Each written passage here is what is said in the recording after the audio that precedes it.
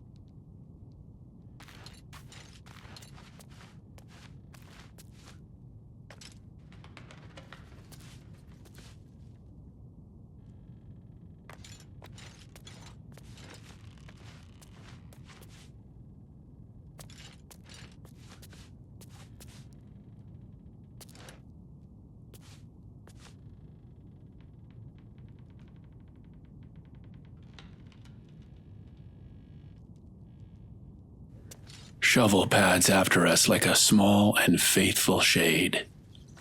At the table I find books left open to the dark, as if their master had risen in haste. The book tells me enough. Alchemy, war, and the defilement of the dead. Whatever work was done here, it was no harmless study.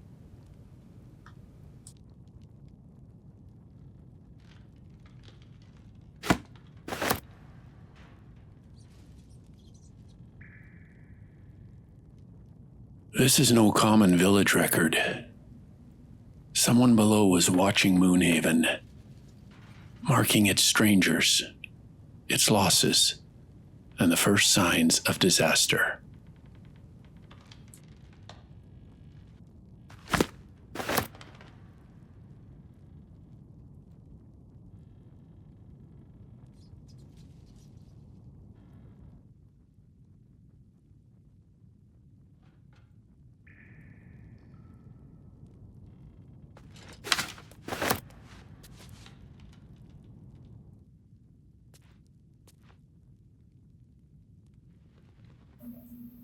Basilisk oil, a strange remedy, and not one a man keeps close at hand unless he expects stone flesh to be part of his business.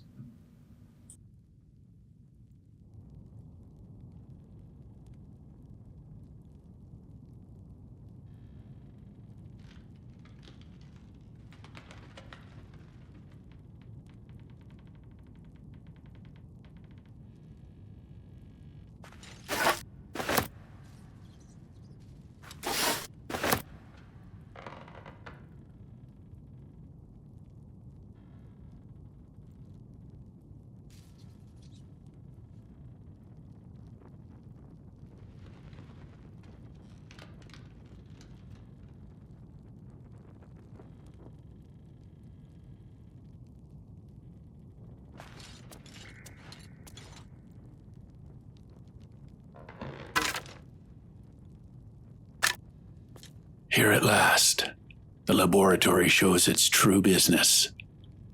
This table was no place of study, but of profanation.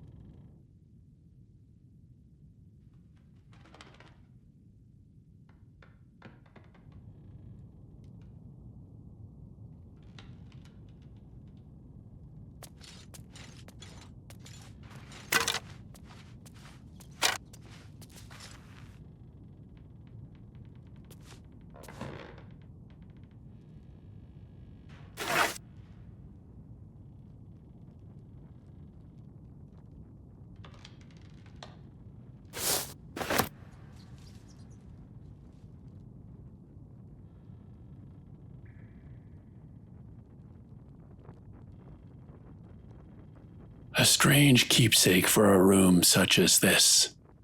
Even the bear wears a look more kindly than the hands that worked here.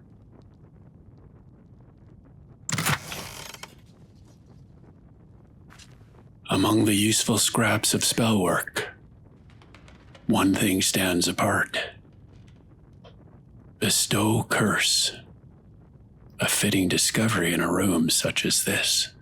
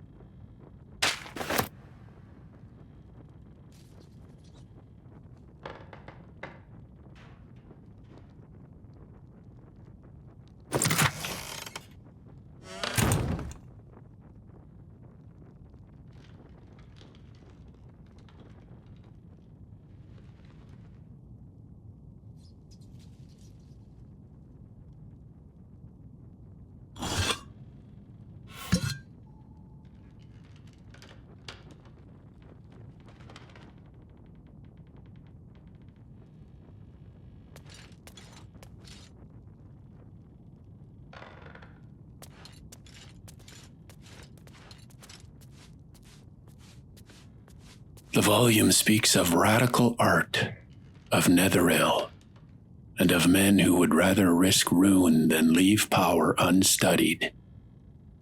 Whoever worked below Moonhaven was no mere dabbler. Thara Bryn of Baldur's Gate. I commit the name to memory. If our road leads there, I should like to learn what manner of woman writes so calmly of dangerous things.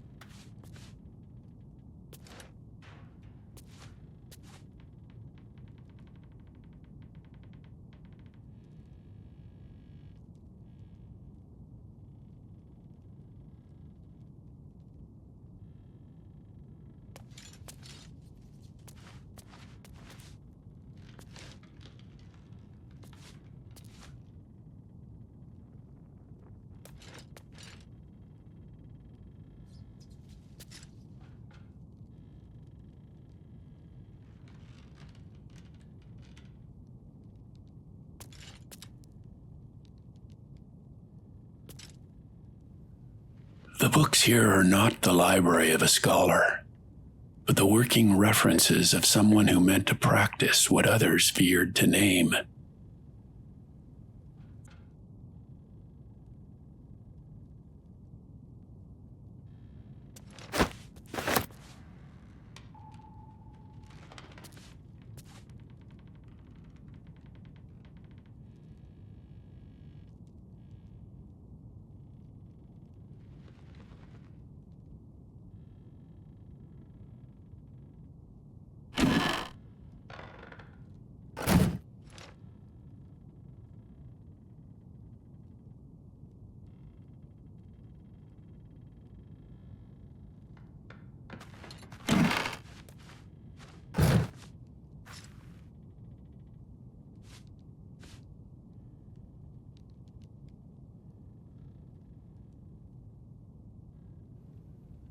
This book strikes closer to the bone than the others.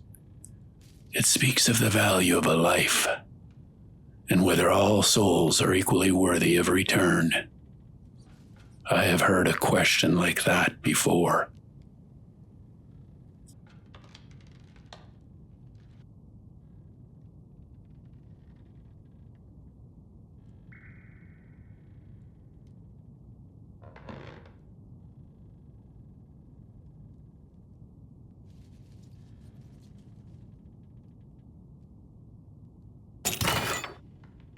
At last, something of real worth. Not a note, nor a bottle, but a defense wrought for some clever hand that meant to survive its own dangerous work. The bracers serve Asterion best for now. Not splendidly, but well enough.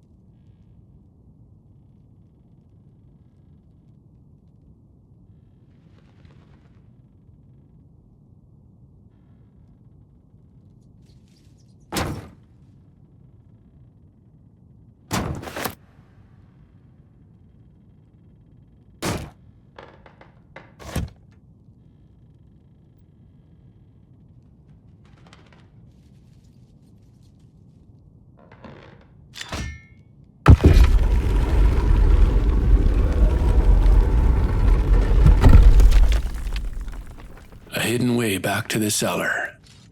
Whoever built this place had no wish to be cornered.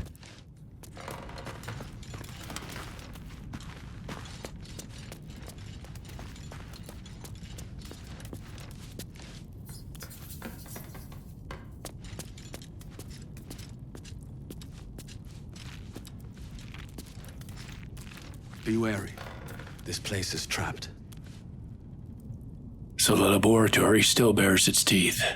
One careless step, and it would have had us.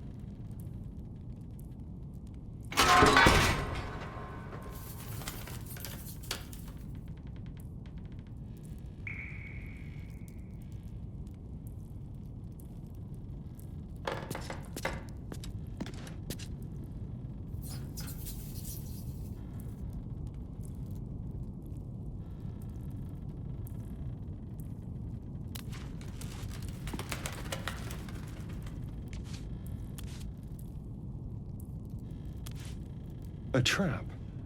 Someone doesn't like visitors.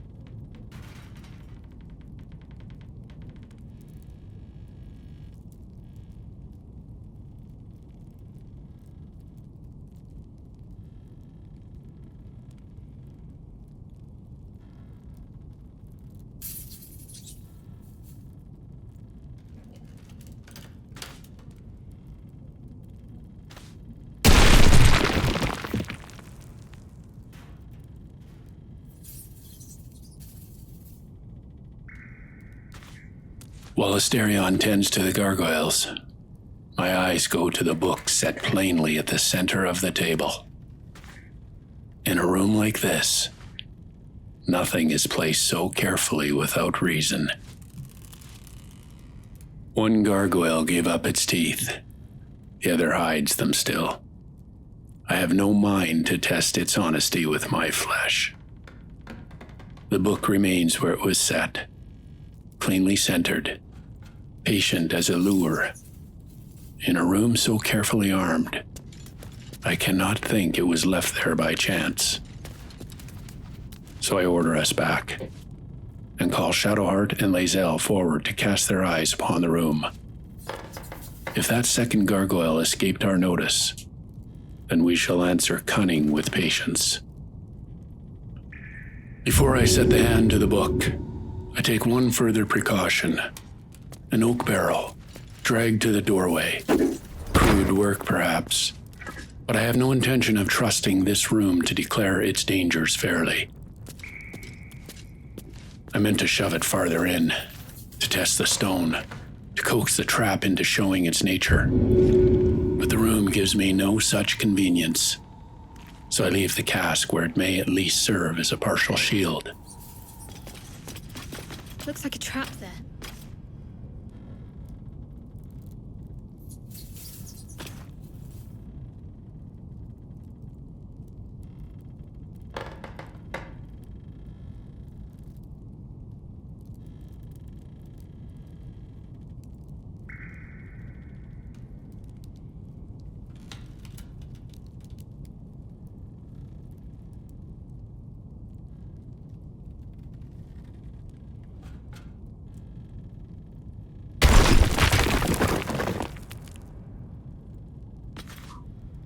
Okay, everyone out.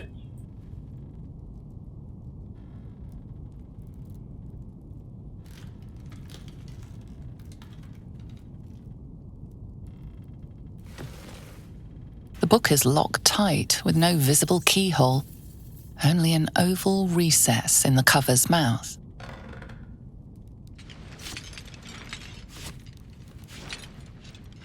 You try to examine the book, but the longer you stare, the more those piercing amethyst eyes draw you in. Curious. Why don't you take a closer look? I'll observe from back here. That looks terribly heavy. Why don't you let me carry it for you? Shadowheart wanted none of it.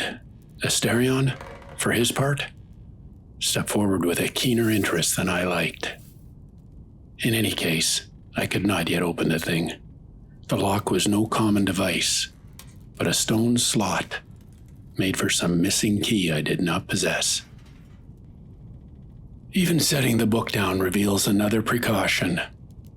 The table itself is trapped, as though this wretched volume were thought too dangerous to hold, and too precious to leave unguarded.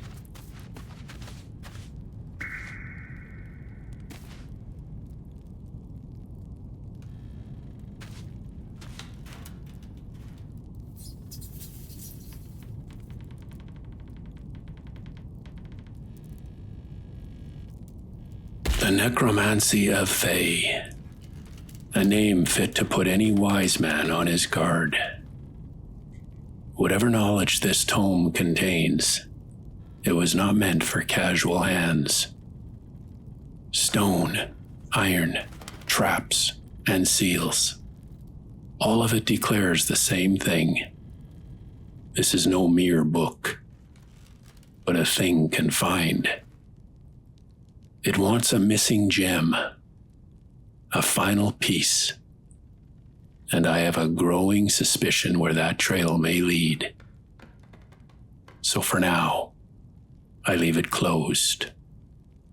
Some doors are better opened only once, and only when one is ready for what may answer.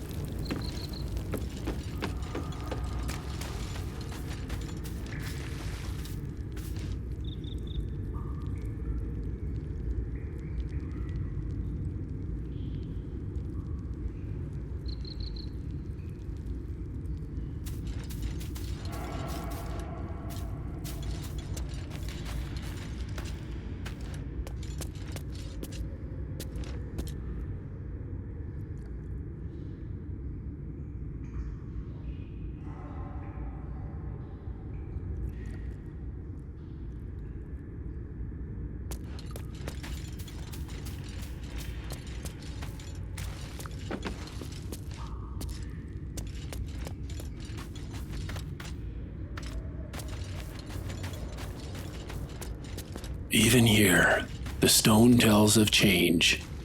This niche looks less like an alcove than an opening long ago closed, as though this place had once served some other purpose.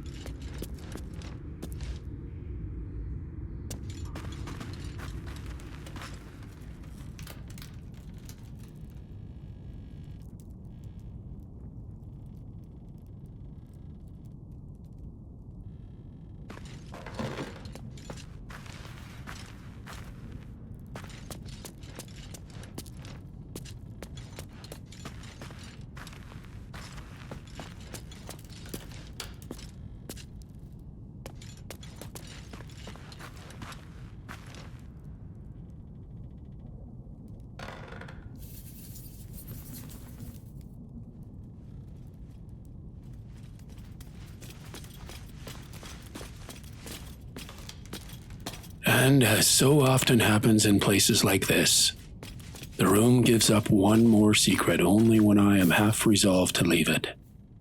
A rusted key, overlooked among the shelves, but once plainly kept with care. Whether it belonged to the gate, the laboratory, or some older lock entirely, I could not yet say. But it was precious to someone, and that makes it worth keeping.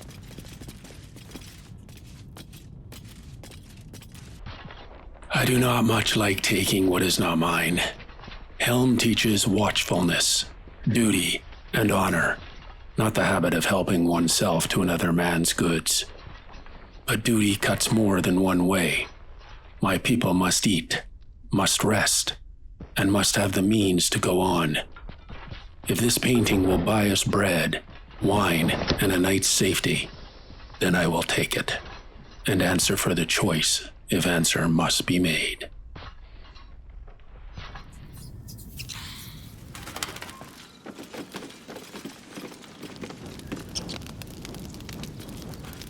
The laboratory has given up as much as it means to give this day. A dark tome, a missing key, and enough warning to tell me that being too rash would serve us poorly.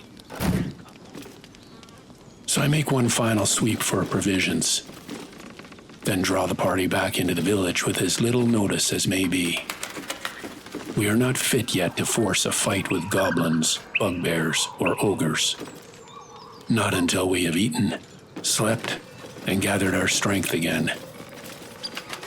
Some battles are won by the man who presses forward. Others, by the man who knows when to withdraw and return better prepared.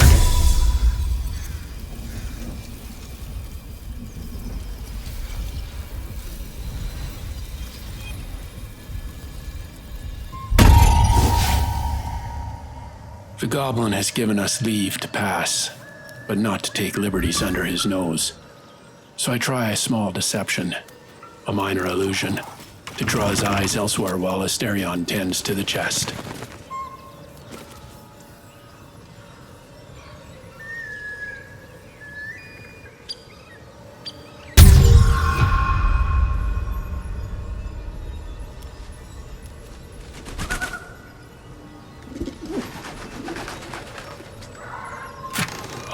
The chest proves worth the risk. A Haste Helm. No mere trinket, but a soldier's advantage won before the first blow is struck.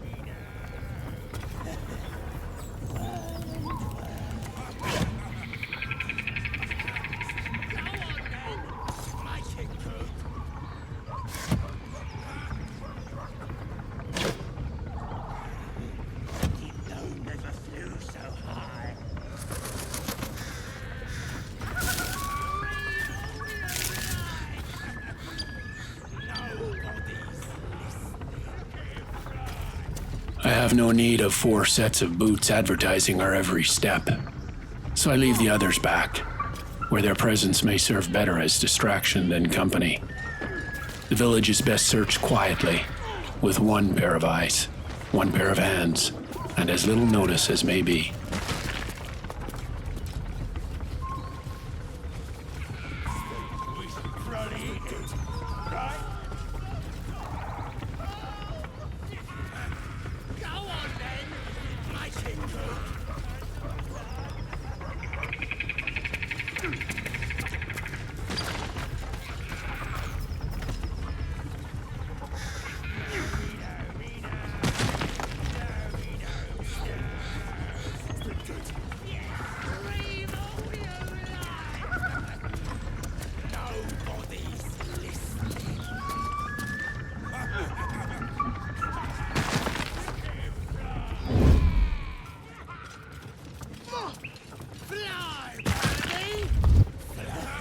The village offers up one more abomination. A gnome trussed to the windmill, while goblins make merry at his misery. Every decent instinct in me calls for an end to it. Yet decency without judgment can get good people killed. So I watch, I measure, and I try to see whether this cruel little spectacle may be broken without losing the party to it.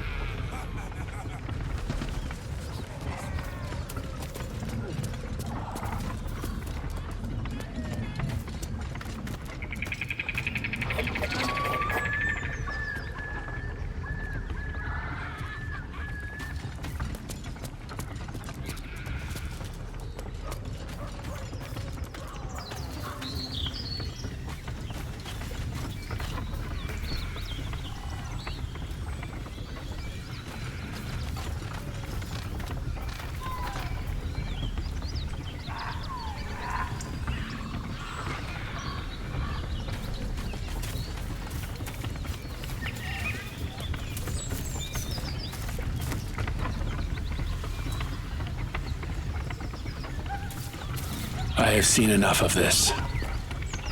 Whatever else may wait below, this cruelty will not be forgotten.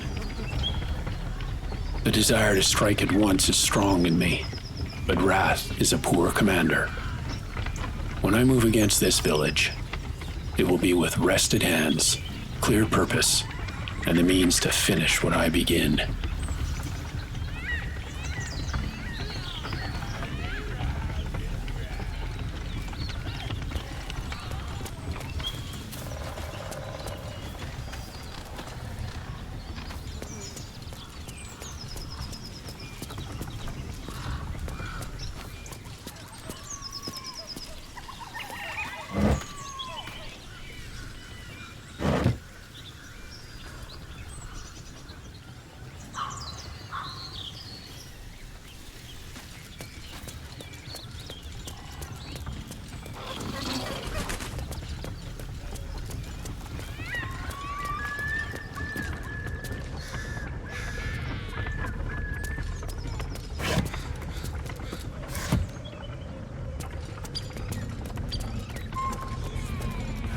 I give the order to withdraw, not in defeat, but in preparation.